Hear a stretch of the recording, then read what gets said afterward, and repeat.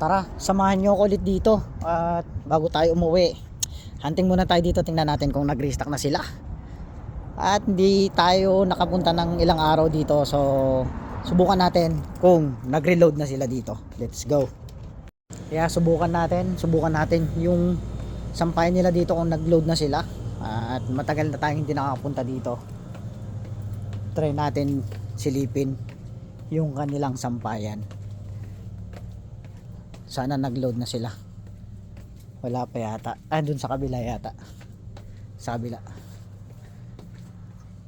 At ayun, walang load. Wala pa silang load dito. Itong niloadan nila. Ayun nga. Anong case? H case. Yung ganito yung yung ganito yung Super Treasure na lumabas eh. At wala. Ayan, hindi pa sila naglo-load. Pero anong case to? H case. $3.